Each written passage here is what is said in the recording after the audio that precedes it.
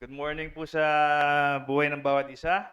Sister LV, hello po. Sister Janet, welcome po. You're always welcome here. Hello po, nakabalik po si Mother.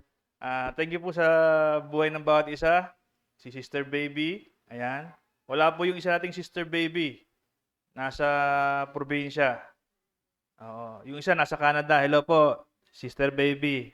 Pakingitian nga po yung katabi. May bago ho tayo eh. Hello po, ano po pangalan ni Sister? Si Winalyn tsaka si Rosalyn. Si Marilyn, yan.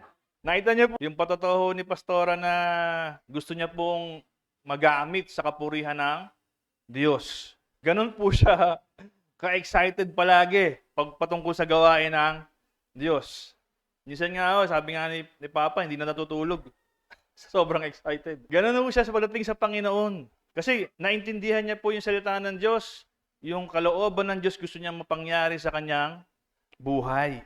Hindi po siya naglilingkod kasi gusto niya lang, naglilingkod po siya kasi gusto yun ng Diyos. Dahil sinuko niya ho yung kanyang buhay sa Diyos, yung buhay ni Pastora sa Diyos, nakakasunod po siya ng tama. And I pray and I hope maging ganun din po ang ating mga puso, ang ating mga isipan, ang ating mga buhay. Kapag tayo ay may usapang patungkol sa gawain ng Diyos, tayo po ay masaya, excited. Kaya yung mga narinig natin ng mga Bible study in the past few months, tuloy-tuloy po yun sa pangunguna ho ng ating mga elders. Wala nga si Sister Helen, Sister Jean ng Friday, na-miss ko sila eh. Yeah. Hinahanap po namin kayo. Nagpa-spaghetti tsaka may salad. Meron po tayong gawain every Friday. Si Sister Janet nga nakakati na rin. Punta ho kayo. May plano ho kami na imbitahin kayo at yung family nyo. Pag Friday po, kung loloobin ng Diyos, dinner for the whole family. Sabi namin, wag na kayong magluto sa inyong mga bahay-bahay. Punta kayo dito. Dito tayo mag-dinner sabay-sabay. Unlimited po. $5.50 per head. Hindi, joke lang. Yung po yung way na naisip namin na pati yung po yung mga kasama nyo sa bahay, makarinig ng salita ng Diyos. So sabi, wag na ho kayo magluto sa bahay nyo, makakatipid pa ho kayo. Pag pumunta kayo, dali nyo yung buong sambahayan nyo, kakain tayo, and then we're gonna talk about the Word of God. Pagsasalu-saluhan tayo, busog ang ating mga tiyan, pati ang ating spirito. Sana ho, mapangyari ho yan. Kasama niyo sa panalangin. Tayo po yung makagather every Friday. Dinner po. Sabi ko nga 6 o'clock, nandito na ho kami. Aagahan pa ho namin para lang maasikaso kayo. And then yung announcement nga ho ni Pastora, mamumundok po tayo sa next Sunday. Gusto po namin kayo makasama. Hoping makapunta ko kayo. Libre po yan, walang pamasaheng kailangan. Meron po tayong arkilahin na sasakyan, may nag-volunteer din po, meron din po tayong tulong galing sa barangay. So sana ho makasama kayo. Yung may mga bata, hoping 'di ba na for adults muna para wala tayong iintinding mga bata. Iwan niyo muna sa barangay. Kumbaga, kayo po, kung gusto niyo sumama, 'di ba, mas maganda ho, mas marami tayo.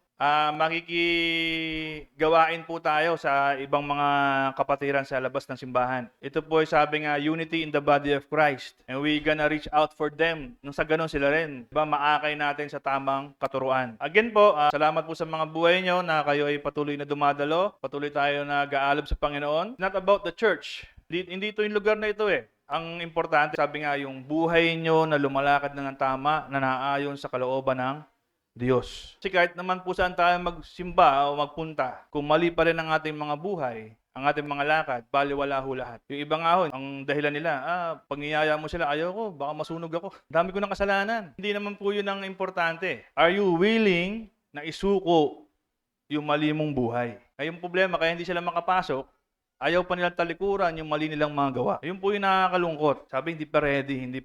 Ang tagal nang nakilala ang Panginoon pero hindi pa ready. Iba, nagdadahilan, bakit hindi na sila nakakadalo, bakit sila huminto. Pag sa Diyos, dapat lagi tayong available. Kasi kung magsisimba ka lang sa church dahil sa sarili mo, hindi ka talaga makakasimba. Pero nagsisimba ka dahil sa Diyos. Kasi yun yung problema sa ibang mga Kristiyano. Kristiyano na daw sila pero nakatingin pa rin sila sa kanilang mga sarili. Dapat po sa Diyos tayo nakatingin.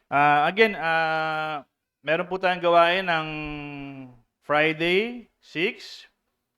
And then meron din po ng mga house-to-house na Bible study.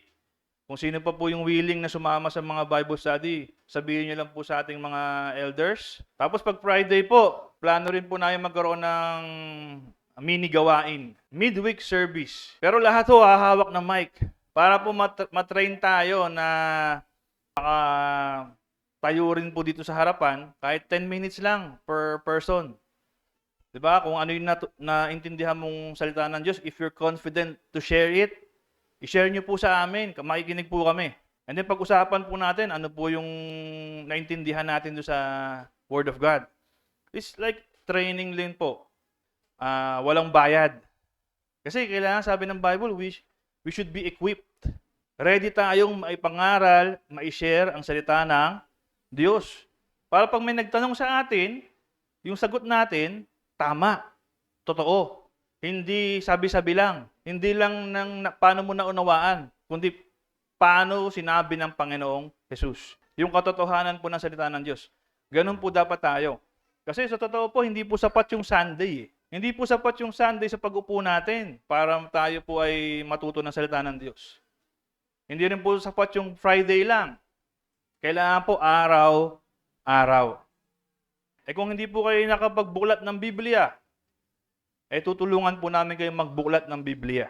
Sabi nga po, we are intentional sa lugar na ito. We want you to learn the Word of God. Kasi napaka-importante po nun sa ating mga buhay. Sabi ko nga ako nung Biyernes, nagbigay po ako ng example. Pag ang isda wala sa tubig, anong pwede mangyari? Mamamatay yung isda kasi hindi sila mabubuhay ng walang tubig.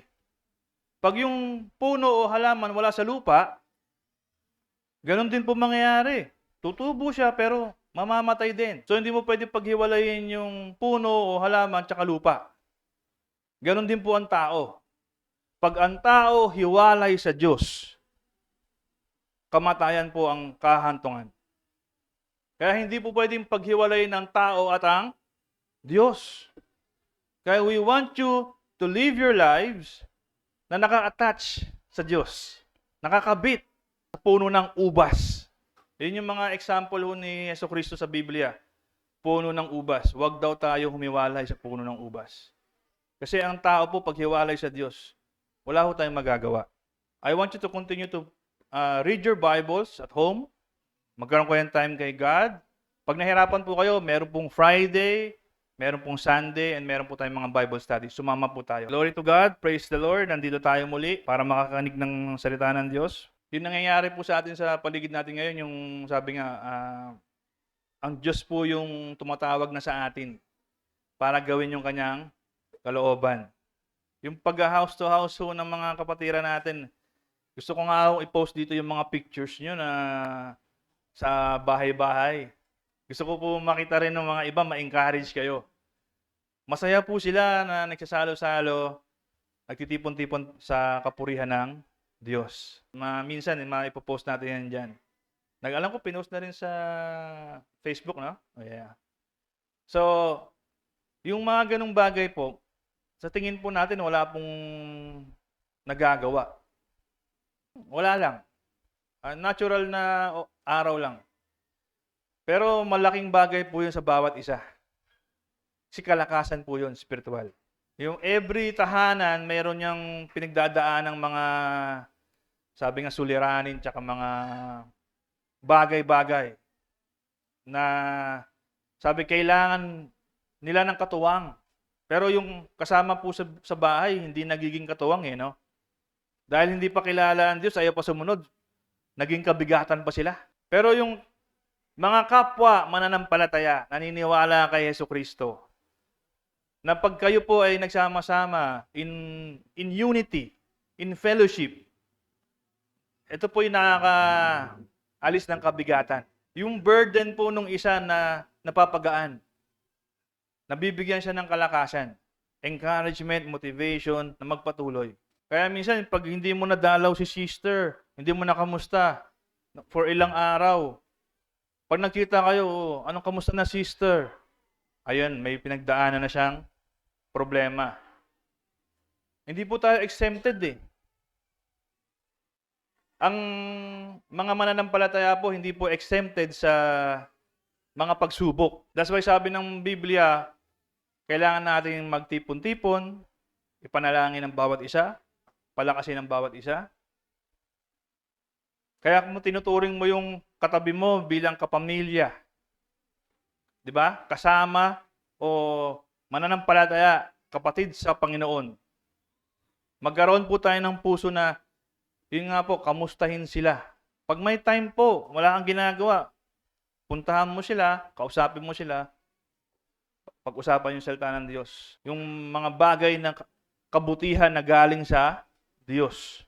Ginagawa na po ba natin? Kung nakita nyo lang si Pastora, yung excitement niya paano mag-share ng Word of God, dapat ganun din po tayo.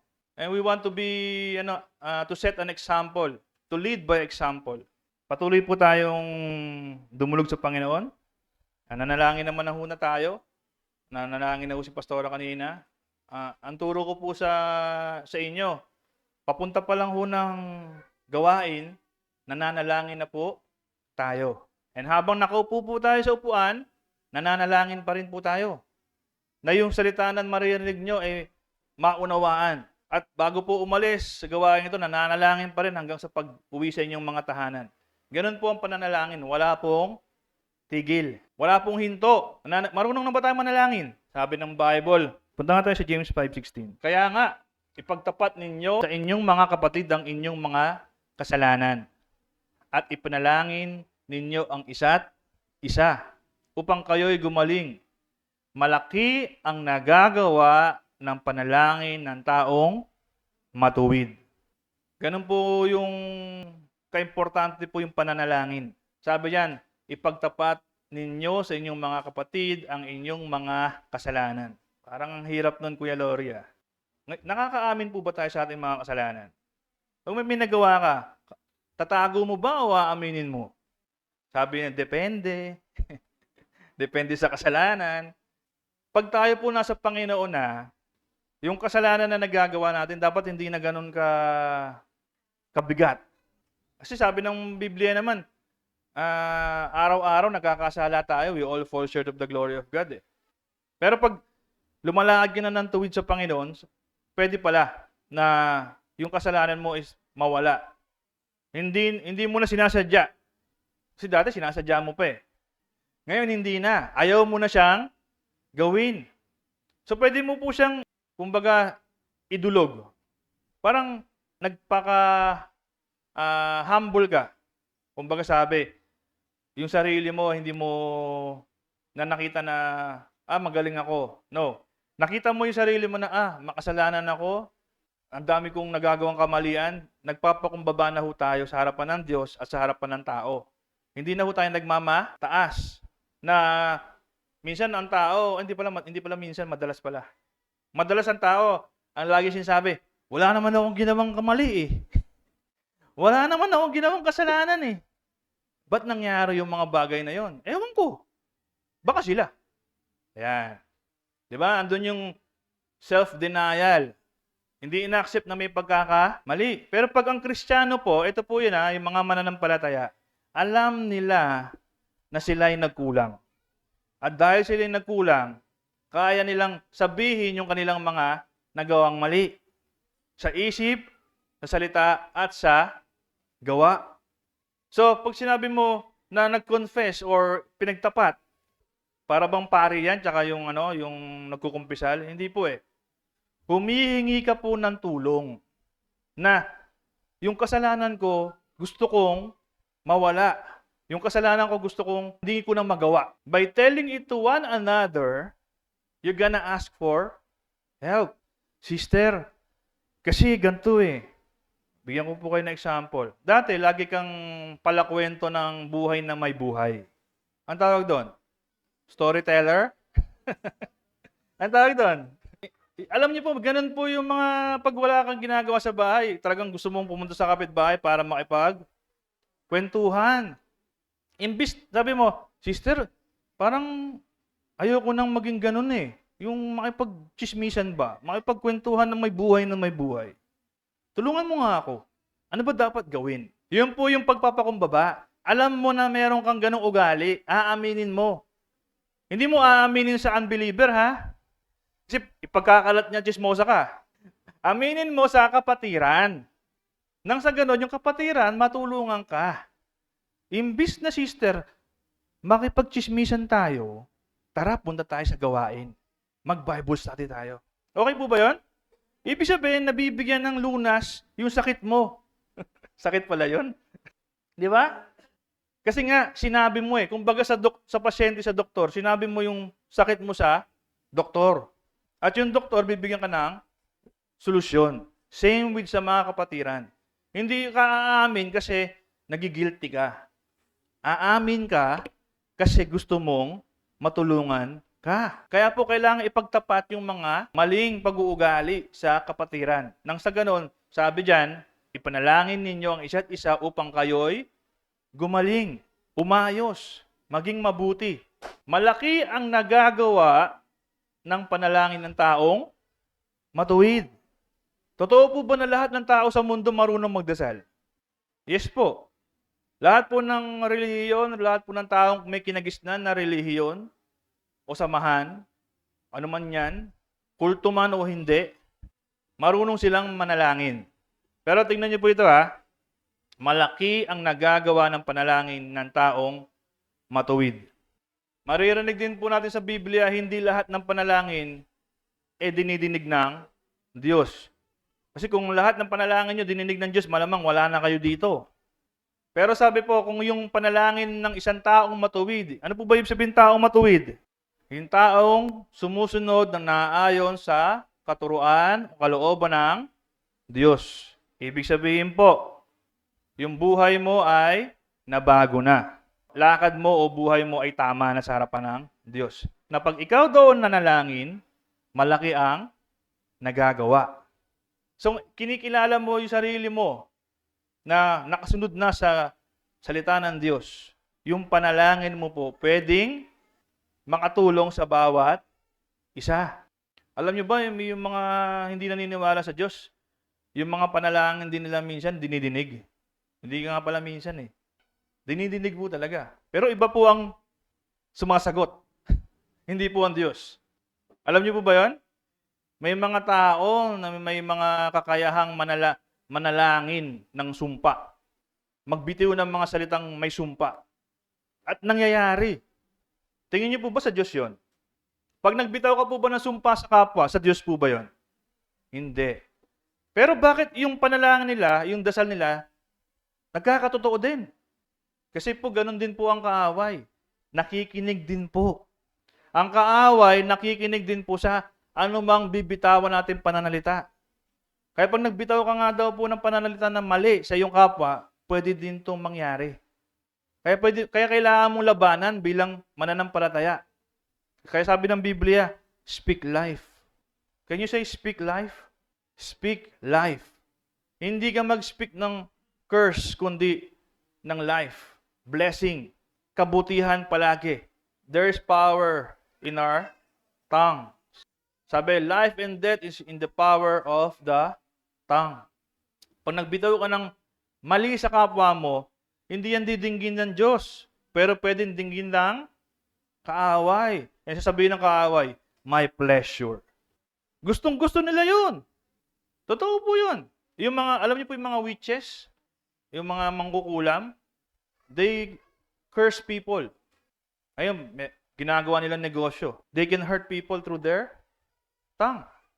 Pero pag tayo po sa Diyos, di ba, we speak life. We speak blessing. Puros kabutihan ng Diyos. Kaya nga po sabi ko, pag kayo po sa Panginoon na, hindi na dapat tayo nagbibitaw ng maling mga pananalita sa ating mga kapwa. Puros pag-ibig. Puros pag-unawa, pang-encourage, pang-motivate. Wag na wag po tayo magbibitaw ng hindi magandang pananalita sa kapwa.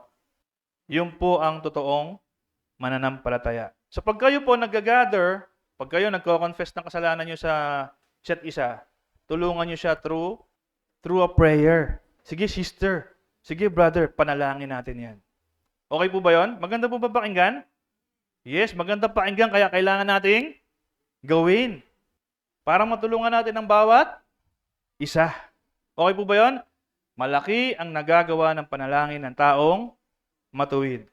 Sino nagbabasa ng Bible in the past few days? Sino nakabasa sa Bible nung ang Diyos ay nanalangin din? Si Jesucristo ay nanalangin din.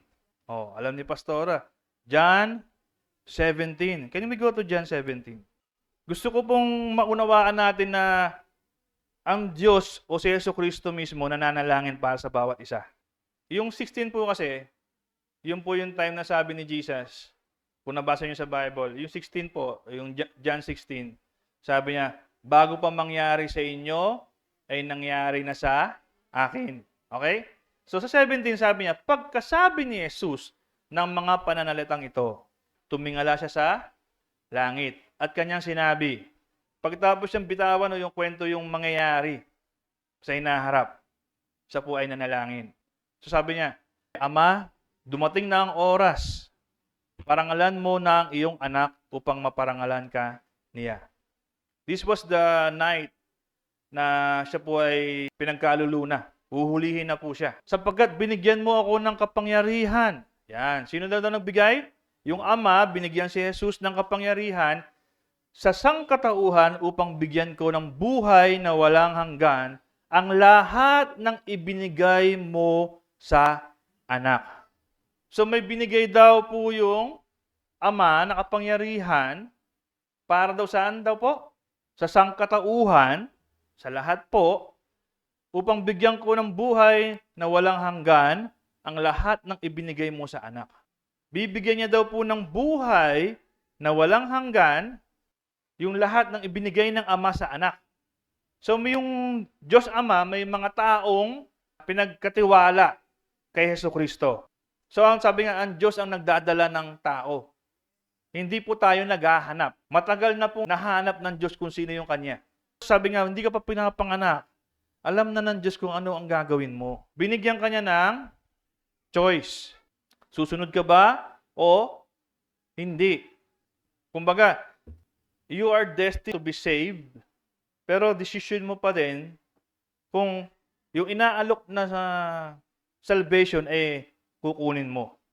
Free will. Kumbaga bigyan ko po na kayong example. Sa Genesis, yung Garden of Eden. Binigay na sa iyo lahat.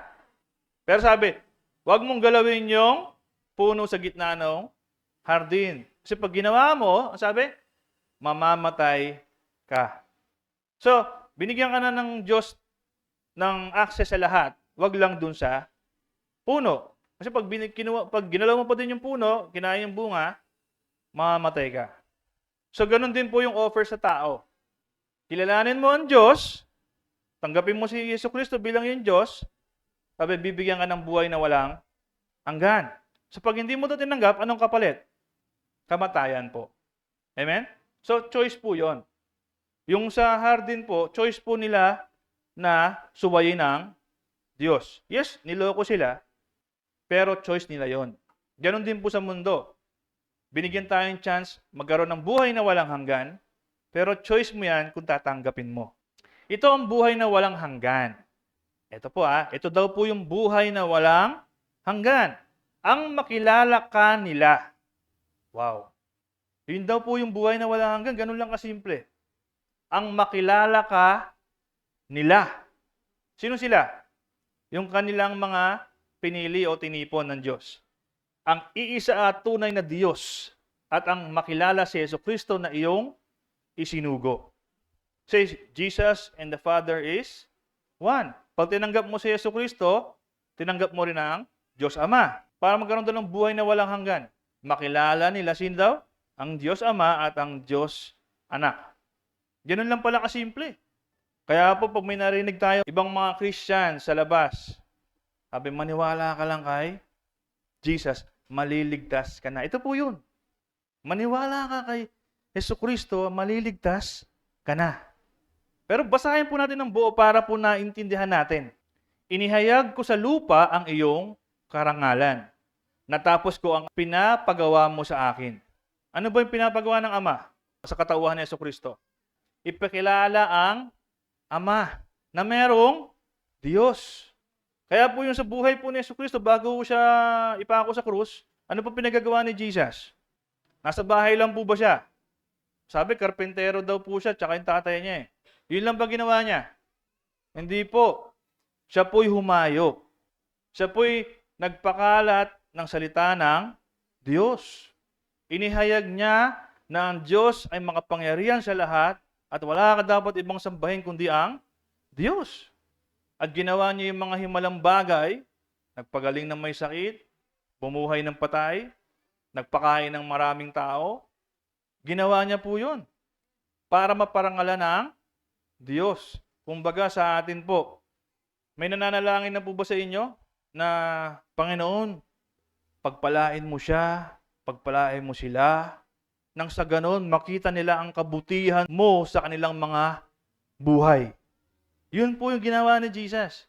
Iparanas mo sa kanila yung kapangyarihan ng Ama sa langit, nang sa ganon makilala nila at malaman nila na may totoong Diyos. Kaya nga po nung panahon nila, sabi, blessed po sila eh. Bakit? Nakasama nila ang Diyos. Amen? Tayo po, nag-aantay na sa Diyos. Hindi po natin nakasama talaga totally. Kaya sabi ko, napaka-bless po ng tao noon. Pero nung panahon pa na yon, kahit kasama na nila sa Diyos sa lupa, hindi pa sila naniniwala sa Diyos. Naglalakad ng kasama nila, kumakain ng kasama nila, gumawa ng himalang bagay, nagbuhay ng patay, naglakad sa tubig, pero andun pa rin po yung hindi naniniwala. Naniniwala po ba tayo sa Diyos? Sabi, kaya Ama, ipagkaloob mo sa akin ngayon ang kaluwalhatiang taglay ko sa piling mo bago pa likhain ang daigdig. Kaluwalhatiang taglay ko bago pa likhain ang daigdig. Ibig sabihin pala, sabi ng Biblia, no? Bago pa likhain ng daigdig, si Jesucristo ay nandun na. In the beginning, nandun na si Jesus. Meron siyang kaluwalhatiang kagaya ng sa Ama. Sabi niya, ipagkaloob mo sa akin. Pinakilala na kita sa mga taong ibinigay mo sa akin. Ano na ginawa ni Jesus? Pinakilala ang Ama sa mga taong ibinigay ng Diyos sa Kanya mula sa daigdig. Sila'y iyo at ibinigay mo sila sa akin. At tinupad nila ang iyong salita. Jesus was talking about the disciples. Yung tao po na pinili ni Jesus, hindi po random yun. Ilan yung disciples niya? 12. Yung 12 na yun, hindi po random yun. Dahil lagi nakikipag-usap si Jesucristo sa Ama. Naalala nyo? Yun ang ginagawa niya, yun ang buhay niya, makipag-usap sa Ama. Sinasabi po ng Ama sa kanya, ayan, ayan, ayan, ayan. So lahat po yun ginawa niya. Pinuntahan niya isa-isa, dinala sa kanya, pinakilala sa kanya, at sumama sa kanya. Hindi po yun sumama sila kasi may nakita sila.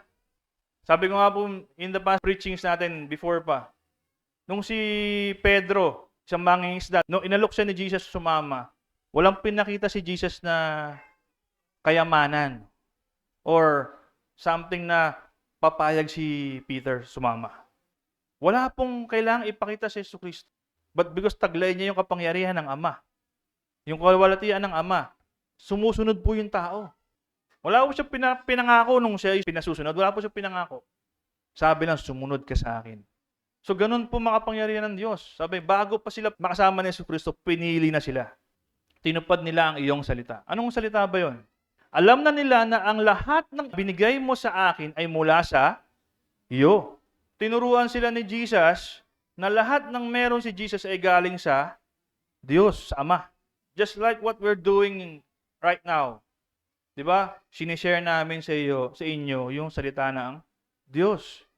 Para maintindihan nyo, malaman nyo, maunawaan nyo. Dahil naunawaan nyo, napakinggan nyo, naunawaan nyo, kaya nyong sundin. Dahil itinuro, nandun po yung word, itinuro ko sa kanila ang mga aral na binigay mo sa akin.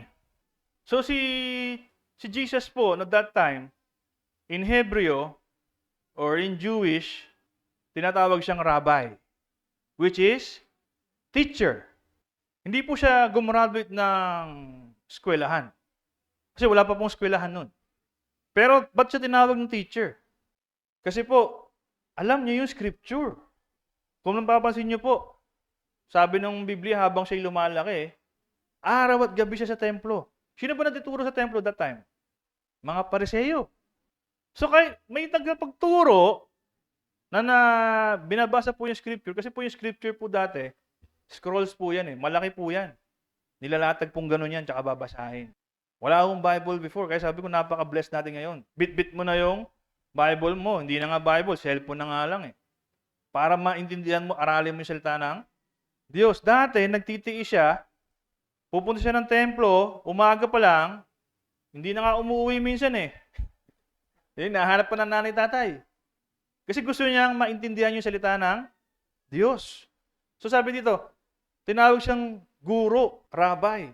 Kasi ganun po kagaling siya mag-explain. Ganun siya kahusay magsalita. Sabi, tinuro ko sa kanila ang mga aral na binigay mo sa akin at tinanggap naman nila. Natitiyak nilang ako'y tunay na galing sa iyo at naniniwala silang ikaw nga ang nagsugo sa akin. Kasi nakita nila, iba tong taon to eh. Grabe yung pinagagawa niya, hindi kayang gawin ng ordinaryong tao. Ito ay kapangyarihan na galing sa Diyos. Idinadalangin ko sila. Sino daw dinadalangin niya?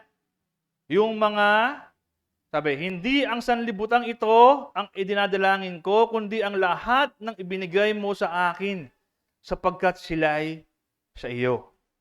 Take note po hindi po lahat pinalangin ng Diyos. Kung sino lang daw yung binigay ng Ama, Diyos Ama. Kasi hindi daw yung sanlibutan ito. Hindi lahat. Ba't po hindi lahat? Kasi alam po ng Diyos hindi lahat susunod. Even the elect will be deceived. Kahit pinili ka na rin pala ng Diyos, totoo naman nangyayari. Yung elect nandi-deceive. Uy. Uy.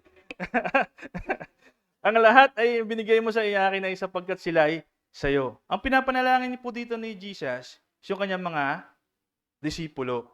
Kasi binigay siya ng Diyos sa kanya yun para turuan. Kasi meron po silang mission. Ang lahat ng sa akin ay sa iyo. Wow. At ang lahat ng sa iyo ay sa akin. At napaparangalan ako sa pamamagitan nila. So yung binigay ng Diyos kay Jesus, sa Diyos. Ang sabi ni Jesus, ay napaparangalan siya doon sa binigay ng Diyos sa kanya. Sa buhay ng kanyang mga disipulo. Bakit? Kasi nakikinig sila at sumusunod. Natututo po. Karangalan sa isang magulang na makita yung anak na tinuruan niya na sumunod ng tama at ng maayos. Naging mabuting tao. Karangalan po.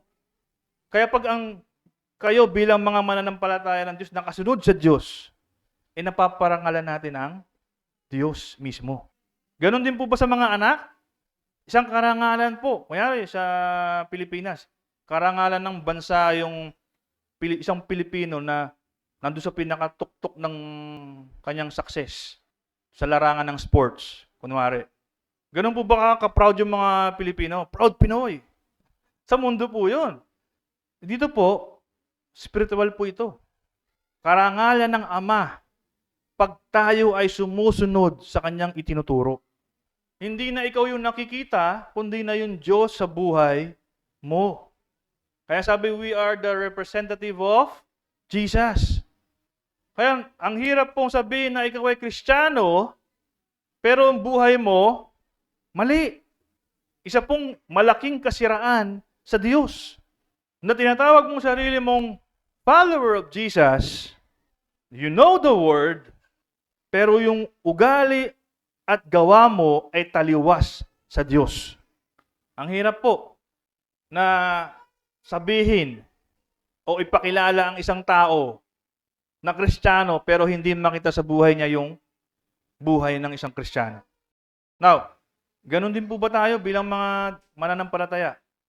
Are we saying we are all Christians and follower of Jesus, but then hindi po nakikita sa gawa? Paano natin mapaparangalan ng Diyos? Ito, panalangin po ito ni Jesus Proud po siya, nakita niya yung buhay ng kanyang mga tinuruan. Sumusunod po. Hindi pa po ganun kaperpekto yung pagsunod. Kung nagbabasa po tayo ng Biblia, kasama po nila si Jesus for 3 years. Pero sabi ni Jesus, hanggang kailan ko ba kayo tuturuan? Di ba?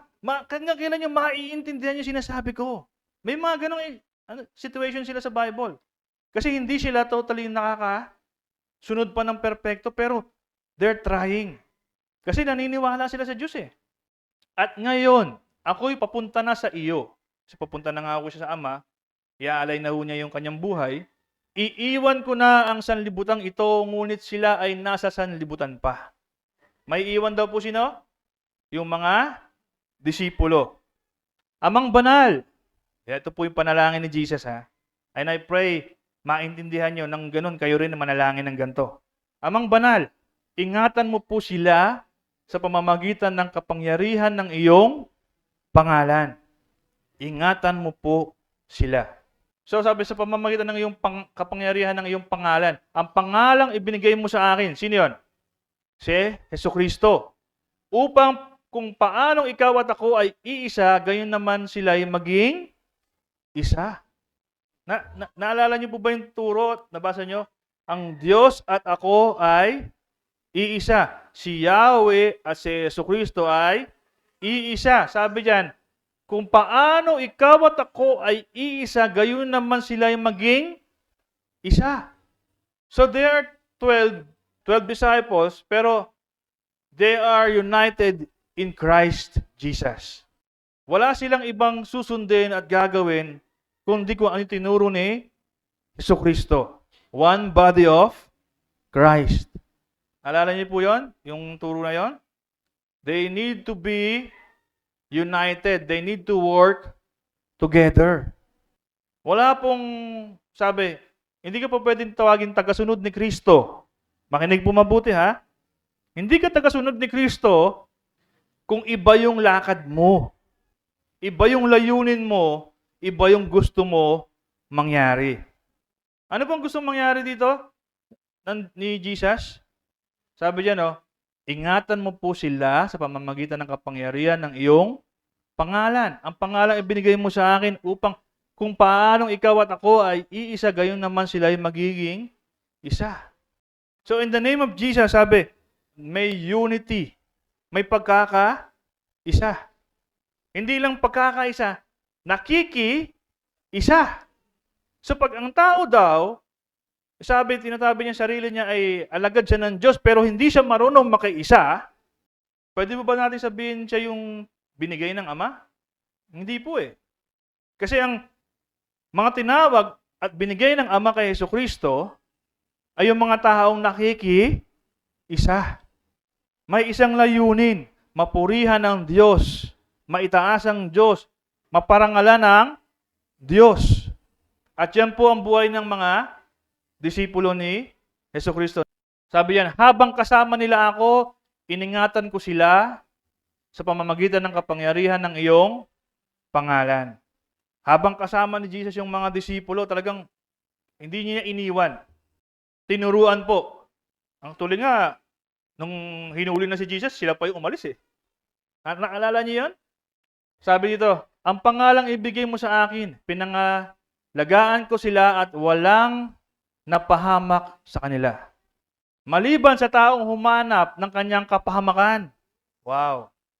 Upang matupad ang kasulatan. So meron na rin po palang kasulatan patungkol kay Judas. Na meron siyang kaibigan na ipagkakalulu siya. It is written in the Old Testament, nasa Book of Psalms po yan. Meron pong ganyang turo. Ngayon sabi ko nga po ngayon, sa 12 na sumusunod, meron talagang hindi susunod. Di ba? Merong hindi susunod. Pero alam din po ng Diyos. Hindi mo nga pwedeng lokohin ng Diyos eh. Kasi bago ka pa nga ipanganak, alam niya na kung anong gagawin mo. Alam niya na kung anong pipiliin mo. So sabi niya, yung pinagkatiwala sa kanya, hindi ni isa napahamak. Inalagaan po. Pero merong iisa, humanap ng kanyang kapahamakan. Grabe, no? Siya may gawa noon. Hindi na po ang Diyos. Sabi nga, ang tupa ng Diyos, inaalagaan ng Diyos. Nililigtas ng Diyos. Paulit-ulit po yan. Pero pag ikaw, ayaw mo magpaligtas, ayaw mo magpaturo, gusto mong lumaboy na lumaboy, ayaw mo bumalik ng kulungan, ay sabi humanap ng kanyang kapahamakan. Pag malayo ka sa Diyos, pupuntirihin ka ng kaaway. Pag ang puso't isipan mo malayo sa Diyos, ang kaaway ang papasok dyan. Kaya sabi, hindi po pwedeng malayo tayo sa Diyos. Ngunit ngayon, ako'y papunta na sa iyo at sinasabi ko ito habang ako'y nasa sanlibutan pa upang mapuspos sila ng aking kagalakan. Jesus is blessed kasi nagagawa niya yung kalooban ng Ama. Kaya pag nagsisilbi tayo po'y gumagalaw sa gawain ng Diyos, meron pong kagalakan. Parang wala naman. Sige nga, kalibitin mo yung katabi mo. Masaya ka ba, sister? Dapat pag sa Diyos laging may kagalakan. Masigla. Bakit po? Kasi para to sa Diyos. Ginagawa mo to hindi para sa sarili, kundi para sa Diyos. Kapurihan po lagi ng Diyos. Naibigay ko na sa kanila ang iyong salita. Yun, naibigay ko na sa kanila. Kaya nga ho sila, sabi nga yung disipulo, nung umalis si Jesucristo, sila na po yung nagturo. Nag-take over na po sila. At kinaputan sila ng mga tao sa sanlibutang ito. Hindi po hayahay talaga ang buhay ng isang sumusunod sa Diyos. Kaya pag may nagturo po na, puro kayo blessing, blessing, blessing. Sabi, tumakbo na kayo palayo. Kasi parang iba yung sinasabi ng Bible Sabi, kinapuutan sila ng mga tao sa sanlibutang ito. Dahil iba yung kanilang buhay. They were set apart. Hiniwalay sila ng Diyos. Bakit? Kasi sabi ng Diyos, hindi po pwedeng akin ka kung kapareho ka nila. Pag akin ka, pag sa Diyos ka, iba ka dapat. Kaya sabi, do not conform to the pattern of this world. Hindi ka sa sanlibutan. Sa Diyos ka. Kaya gumilos ka, gumalaw ka na naayon sa kalooban ng Diyos. Sabi nito, sapagkat hindi na sila taga-sanlibutan, tulad ko na hindi taga-sanlibutan. This is the worldly life, the physical realm. Meron po tayong spiritual realm, or yung spiritual na mundo na hindi natin nakikita. At sabi, yun ang eternal. Ito, temporary lang to. Sabi, magugunaw ang mundo, sisirain ang mundo. Kada bakal, nagkakalawang. Kada semento, napupulbos. Mga puno, mga halaman, nalalanta. Temporary lang po. Kaya sabi, hindi taga dito si Jesucristo. At yung kanyang mga pinili ay hindi rin taga dito. Taga saan kaya? Ibig sabihin, hindi tayo taga dito Hindi ko idinadalangin kunin mo sila sa daigdig na ito. Narinig mo galing mismo kay Jesus? Hindi ko dinadalangin o hindi niya pinagpipray na kunin mo sila sa daigdig na ito. Kasi yung ibang turo narinig natin, gusto tayong kunin na agad. Iligtas na agad. Hindi mo pa nagagawa yung mission mo, gusto mo nang kunin ka na agad. Ito nga, nagawa nila, hindi sila kinuha Sabi, hindi ko dinadalangin na kunin mo sila sa daigdig na ito. Malinaw po ba? Nilagay ka dito, tapos kukunin ka lang din? Kaya yung ibang turo, yun ang turo nila na hindi nila naintindihan. Kasi nakinig sila sa maling katuruan. Nilagay ka ng Diyos sa lupa, hindi para kunin. Nilagay ka dito kasi may pinagagawa sa iyo ang Diyos. Now, pag yan ang panalangin natin na, Lord, diba? Kunin mo na sila. Hindi po Malabo po yun. Hindi po turo ng Jesus yun. Panalangin po to ni Jesus Huwag silang alisin sa mundo. Kundi iligtas mo sila sa masama. Bigyan sila ng kapangyarihan, ng kalakasan, ng buhay na malagpasan nila yung galawan ng mundo. Yun ang panalangin ng Diyos. Kaya sabi, may turo na, uunahin kunin yung mga Nasa simbahan, mauna na sila. Dito na lang ako. Aantayin kong bumaba si Jesucristo. Hindi sila taga-sanlibutan tulad ko na hindi rin taga-sanlibutan. Italaga mo sila sa pamamagitan ng katotohanan. Ang salita mo ang katotohanan. Italaga mo sila sa pamamagitan ng katotohanan. Ang bit-bit po ng tagasunod ni Jesucristo ay katotohanan ng salita ng Diyos. At yun ang nagpapatatag sa bawat mananampalataya. Ang salita mo ang katotohanan. Ang katotohanan ay ang Diyos. Pag kilala mo ang Diyos, alam mo ang kanyang salita, alam mo ang kanyang tinig, yun yung maganda. Sipin mo, binigyan ka ng kapangyarihan para lang umalis dito sa mundo? No, gawitin mo. Nalaman mo yung katotohanan para lang umalis ka sa mundo? Anong logic? Hindi, may pinagagawa ang Diyos eh. Sabi nga, gusto niya tayong ibalik sa dati nating disenyo. Mamuno, maghari kasama niya. Sino naghahari sa langit? Ang Diyos? Ama. Nakita niyo yung logic? Sabi, pagdating ni Jesus, He will be the King of Kings. Walang may ibang hari sa langit. Siya lang dapat hari sa langit. Saan ka maghahari? Bibigyan ka niya ng pamamahalaan. Dominion over the earth. Yung disenyo natin yun eh. Yun yung kinuha sa atin ng kaaway. Yung ating karapatan para mamuno. Gustong ibalik ng Diyos sa atin. Kasi naniniwala ang Diyos, God is faithful. Na yung nilikha niya, yung creation niya, hindi siya nagkamali. At ang sabi ng Biblia, hindi nagkakamali ang Diyos. Nung nilikha niya ang tao sa mundo, alam niya, perpekto yung nilikha niya. At hindi siya papayag, yung ginawa niyang perpekto ay mawalan ng silbi. Kaya binibigyan niya tayo ng tsansa i-redeem ang ating sarili sa pamamagitan ni Kristo Jesus. Yun ang totoong salita ng Diyos. Pero hindi natin magagawa yun kung hindi natin kilala ang Diyos. At pag hindi natin alam yung katotohanan ng salita ng Diyos. Kung paano sinugo mo ako sa sanlibutan, gayon naman isinugo ko sila sa sanlibutan. So paano ginawa yung buhay ni Jesus? Paano siya lumakad ng naayon sa kalooban ng Diyos? Same with the follower of Jesus. Take notes, mga followers pa lang po ito, ha? Hindi pa po tayo ito. At alang-alang sa kanila'y itinalaga ko sa iyo ang aking sarili upang maitalaga rin sila sa pamamagitan ng katotohanan.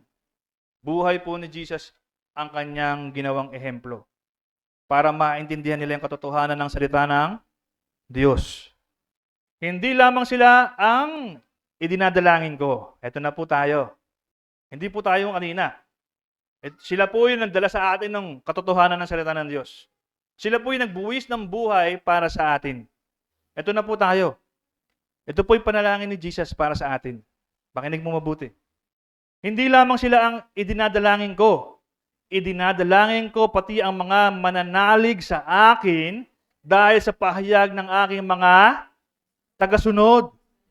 Yung mga apostol, disipulo, natuto sila kay Kristo, tayo, sabi, matututo tayo sa pahayag ng aking mga tagasunod.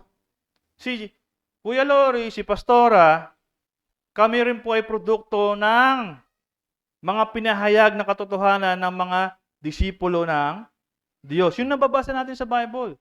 In the New Testament. After po ng 4 Gospel, yung mga turo po ng mga apostol. Doon na ho tayo tinawag. E sabi, kailangan din natin yung sundin. Kung paano na sinunod, ganun din tayo dapat sumunod. Sabi dito, idinadalangin ko pati ang mga mananalig sa akin. Ama, maging isa nawa silang lahat. Ano ba natin sa mundo? Tingnan nyo, isa ba tayo? Iba't ibang simbahan. Sinisigaw si Jesus. May sinasabi pang kami lang. Pag nandito ka, kayo lang. Hindi po eh. Sabi niya, maging isa nawa silang lahat. Yun ang totoong layunin ng Diyos. Pag-isahin tayo. Hindi maging harang sa bawat isa. Walang bahagi. Walang kampi-kampi. Kinakanta natin dito yan eh. Paborit nga eh. Napaka-paborit nila yan. Pero, ano nangyayari? We're experiencing things taliwas sa sinasabi ng Diyos. Kung ikaw sa Diyos, di ba? Bakit hindi ka nakikiisa? Bakit may bahagi? Bakit yung sa'yo lang? Hindi naman sa'yo yan. Di ba? Ano bang turo? Minsan, maririnig mo yung turo. Ayun, dinagit daw yung isang kapatiran, dinagit. Or inagaw. Wala tayong inaagaw. Sabi ng Biblia kanina, ang Diyos ang nagdadala. Malinaw po yung salita ng Diyos. Sabi nga, hindi mo na kailangang, mangulit sa paligid eh. Bakit? Sa panahon ngayon, di mo pa kilala si Jesus? Sa panahon ngayon, di mo pa narinig yung pangalang si Jesus? Ang dami na namatay sa pangalan ni Jesus. Kasi sabihin, hindi ko pa kilala si Jesus. Kung hindi ka lumabas ng bahay mo simula pagkabata, wala kang TV, wala kang internet, po pwede. Pero imposible, wala nakarinig sa pangalan ni Jesus. Imposible po sa panahon natin ngayon. Pero sabi, ang Diyos ang nagdadala. Hindi po tayo naghahunting ng dadalhin sa langit. Hindi po tayo naghahunting ng kapatiran. Ang Diyos ang nagdadala. Alam niyo sino naghahunting? Yung kaaway. Ang tawag po sa kanila, predator. Titignan nila kung sino yung kaya nilang sunggaban. Yun ang kaaway. Wolves in sheep clothing. Parang nangunguha ka ng tao para dalhin sa simbahan, hindi mo naman mabago yung buhay.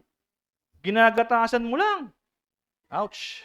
Dito, hindi po tayo nanggagatas. Namibigay tayo ng gatas. Hindi po sa pagmamalaki. Totoo po. Iyon po tayo. Yun ang totoo. Kaya mahirap po sabihin na, akay ko yan, tupa ko yan. Tupa yan ng Diyos. Ikaw nag-akay talaga. Sure ka? Baka pakitaan ka ni Jesus ng resibo. Pinako sa krus. Dugo ang pinantatak. Sasabihin mo, akay mo. Diyos ang may gawa. Sumusunod lang tayo. Gayon din naman, maging isa nawa sila sa atin upang ang mga tao sa daigdig ay maniwala na ikaw ang nagsugo sa akin. Ibinigay ko sa kanila ang karangalang ibinigay mo sa akin upang sila'y ganap na maging isa tulad mo at ako na iisa. Alam niyo ba na pangako po ito eh. Yung karangalang natatanggap ng Diyos, sabi, galing din sa atin. At yung karangalan natin ay galing din sa Diyos. Ginagawa mong tama yung kalooban niya, napaparangalan mo ang Diyos. Ba't tuwan-tuwa si God kay Jesus? Kasi siya lang yung nakasunod eh. Siya lang yung nakasunod. Hindi Diyos naman yun, Kuya Lori. Hindi.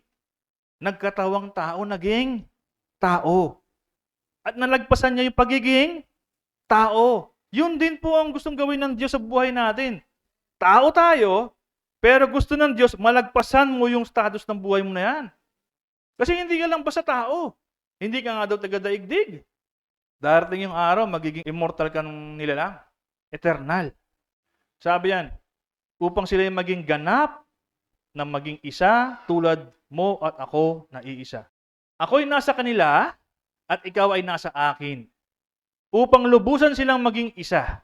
Ako'y nasa kanila at ikaw ay nasa akin. Sino daw yung nasa atin? Si Jesus. Ako'y nasa kanila. Kay Kristo ang Diyos. Dahil dito makikilala ng mga tao sa daigdig na isinugo mo ako at sila'y minamahal mo. Katulad ng pagmamahal mo sa akin.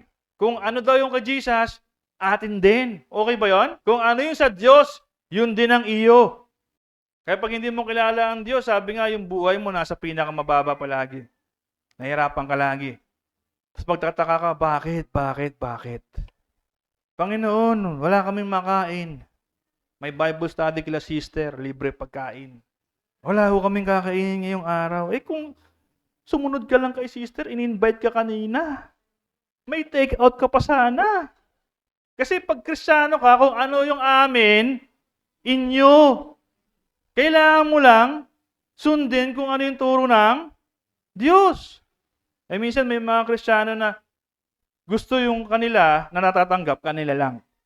Gusto nila sila lang pinagpapala. Hindi po ganun ang Kristiyano. Hindi ka Kristiyano pag ganun ang isip mo. Sabi, yung ano yung sa Diyos, sa iyo. At ano yung inyo para sa bawat isa. Bakit? Kasi iisa na kayo eh. Malinaw po ba? Kaya minsan hindi nauunawaan ng marami. Yung kanya-kanya lang. Hindi niya kayang i-share. Sabi nga, pag ganun ng kamay mo, kasi may laman-laman, hawak mo, nasa loob ng kamay mo, hindi mo mabitawan. May parating pa ulit. Bibitawan ko ba? Hindi. Sayang Lord to eh. Walang tiwala sa Diyos eh. Bitawan mo para makakuha ka ulit. There is new every morning. Give us today our daily bread. Araw-araw may bago. Kaya yung hawak mo kahapon, hawak mo pa rin ngayon.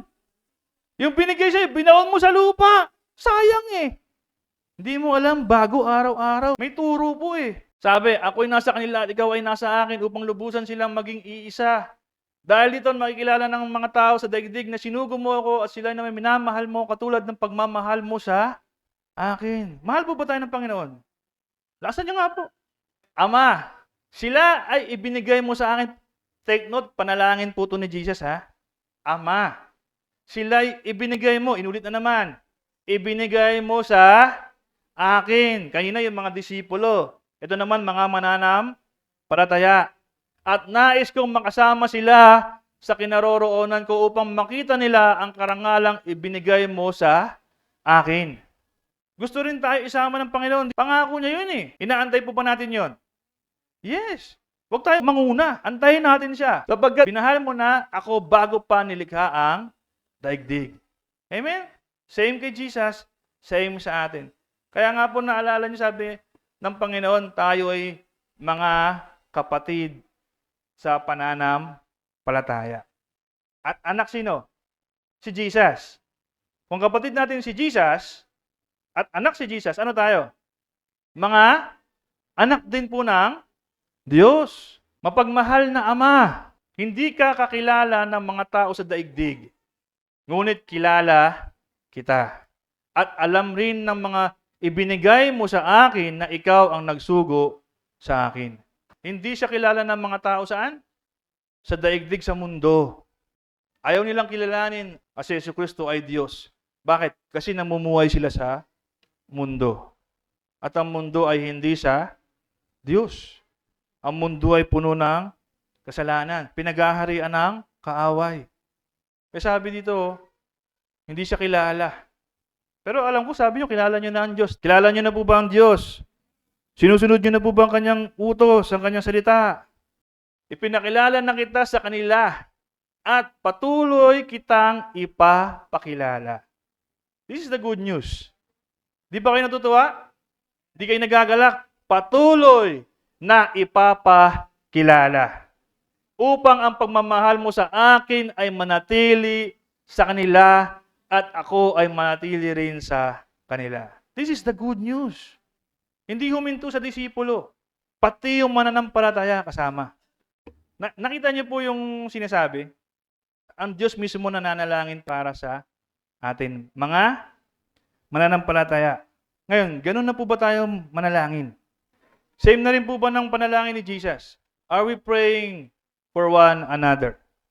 Yung tinuro po ba sa mga disipulo ni Jesus, na tinuro ng disipulo ni Jesus sa atin, naiintindihan na po ba natin? Nalalakaran na po ba natin? Ganun na po ba tayo? Are we doing the will of the Father? Kalabitin mo nga ulit yung katabi mo. Baka natutulog na. Ganyan po tayo dapat sa Diyos. Papunta pa lang, nananalangin na tayo. Magtagumpay yung gawain ng Diyos. Maintindihan ko yung kanyang salita. Lahat kami maging masaya. Pag upo natin dyan, habang nakikinig, Panginoon, yung salita mo, gusto kong matutunan, gusto kong malaman. Nananalangin. Bago pa umuwi, nananalangin ulit. Walang tigil, walang sawa. Without ceasing. May mga bagay tayong na-experience sa buhay. Nasabi, nananalangin naman ako, Kuya Lori, pero bakit? Ganun pa rin na nangyayari. Kailangan mong siyasatin yung buhay mo, yung sarili mo. Talaga bang sa Diyos ka nakatingin o doon sa problema mo? Sumusunod ka na ba? O nung nakaupo ka pa din, tingnan mo yung ginagawa mo sa harapan ng Diyos. Kasi parang ang nangyayari, niloloko na lang natin ang ating mga sarili pag ganun tayo mag-isip. Sabi mo, kilala mo ang Diyos pero hindi ka makasunod. Sabi mo, nagtitiwala ka, kaisa sa katawan ng Diyos. Pero hindi ka makita pag may gawain na patitipon. Mas mahalaga yung mga bagay-bagay sa paligid kaysa sa maging kapurihan sa Diyos. I'm not forcing anybody. We are not forcing anyone na makisalo. Pero kung naiintindihan nyo yung panalangin ni Jesus, kailangan ng pakikiisa mo, kapatid. Hindi tayo magiging isang buo kung tayo ay watak-watak o hiwalay-hiwalay. And we're not doing this para, for the sake of mabless lang tayo. No. May pinagagawa sa atin ng Diyos. Alam mo na matagal yung salita ng Diyos. Sa trabaho, sa eskwela. Maintindihan ko po eh. Andun tayo sa stage na, kailangan ko magtrabaho, kailangan pumasok. Ang hindi ko maintindihan, kilala na natin si Jesus, narinig na ng paulit-ulit yung salita, hindi pa rin tayo makasunod. And we are all guilty. Sa totoo po. Even us. Sipin nyo na, nagtuturo na po kami. Nasa gawain na po kami ng Diyos. Pero pakiramdam namin, kulang na kulang. Alam niyo po, sa rehab, hindi ko mapagmalaki. Nagtuturo po ako sa rehab. Pero, yung 4 na beses kong, kasi once a week lang eh. Nagrereklamo pa nga ako eh, Lord, bakit once a week lang? Alam niyo yun? Sabi ko, Lord, paano sila mababago kung programa lang yung gagawin ko? Once a week. After isang buwan, twice a week na lang. Mas lalo akong nalungkot. Sabi ko, Lord, kawawa naman yung mga buhay na, alam mo yun, this is God's way na dalhin sila makarinig ng salita ng Diyos. But then, yung mundo nakikihati. That's the battle na kailangan natin malagpasan. Kaya nga tayo pinapanalangin ni Jesus eh. Kasi alam niya hindi magiging madali para sa atin. Wala sinabi si Jesus, magiging masagana ang buhay ng isang Kristiyano sa lupa. No, masagana sa kaharian ng Diyos. May promise land. Dito, kailangan nating tatagan ng ating mga sarili. Merong valley of death. Merong storm of life. May apoy pa na tayong kailangang daanan. Pero sabi, huwag kang mag-alala. Kasama mo ako, sabi ng Diyos. Sabi, pag pinagtiwalaan mo yung Diyos, hindi ka manghihina. Bakit? Kasi alam mo, kasama mo ang Diyos. Pag naintindihan mo yung turo niya, may kalakasan sa iyo lagi. May inspirasyon ka. Sino? Si Pastora? Hindi. Kuya Lori? Hindi rin. Mismong si Jesucristo. Tao na napako sa krus. Nagawa niya po yun. Wala po siyang reklamo. Wala tayong narinig na, ouch. Just imagine what happened to Jesus. Doon pa lang po, hindi na natin kayang gawin.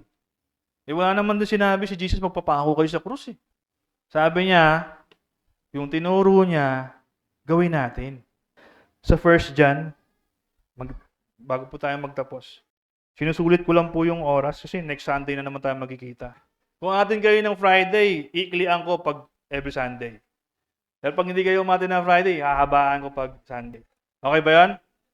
Para po ito sa Diyos. Sa 1 John 1.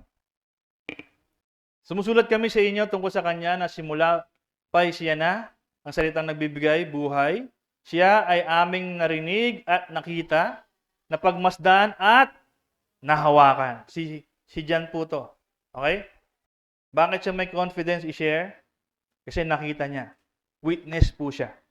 So, kanina si Jesus po yung nagsasalita. Ito si Juan po ito.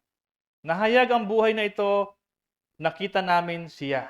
At pinatotohanan namin at ipinangangaral sa inyo ang buhay na walang hanggan na nasa Ama ay nahayag sa amin.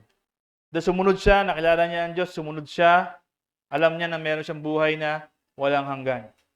Pinahayag nga namin sa inyo ang aming nakita at narinig upang makasama kayo sa aming pakikiisa sa Ama at sa Kanyang anak na si Jesucristo.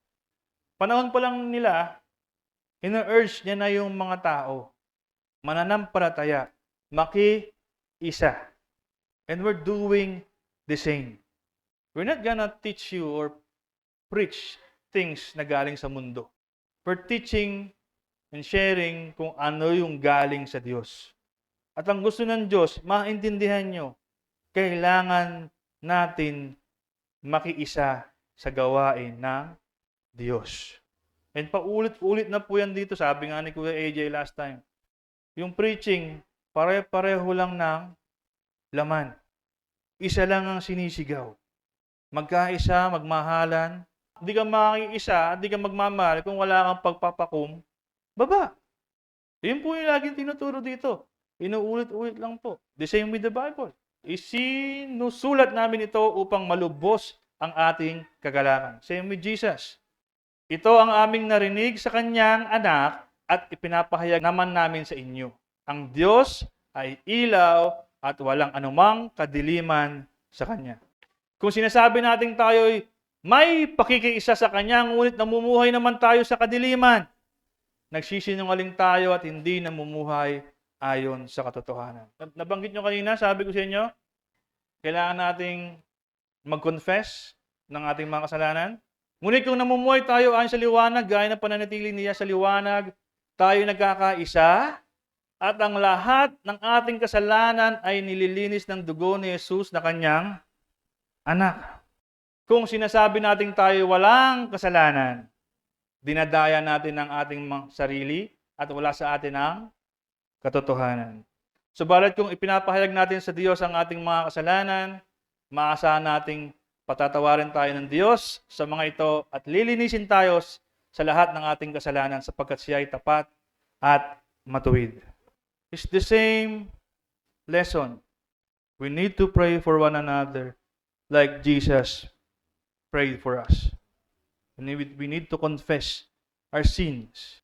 Aminin, nagkamali, nagkasala tayo. May pagpapakumbaba. Kasi pag walang pagpapakumbaba, walang pagkakaisa. Walang pag-ibig. At dahil wala kang pakikiisa, wala kang pag-ibig, walang pagsunod, sabi, wala ka sa liwanag. Hindi ka sa Diyos. Now, if you're saying we are children of God, we are son and daughters of God, follower of Jesus Christ, ipakita po natin sa pamamagitan ng pakikiisa sa gawain ng Diyos. Tulungan ng bawat isa sa pananalangin, palakasin ng bawat isa sa pananalangin, kamustahin na may pag-ibig, makiisa sa gawain, ipahayag, ipamahagi ang salita ng Diyos, kabutihan ng Diyos na ibinigay sa atin, i-share natin kung ano yung natatanggap natin sa Panginoon. Are you ready to share? Kung ano tinanggap natin ngayong araw.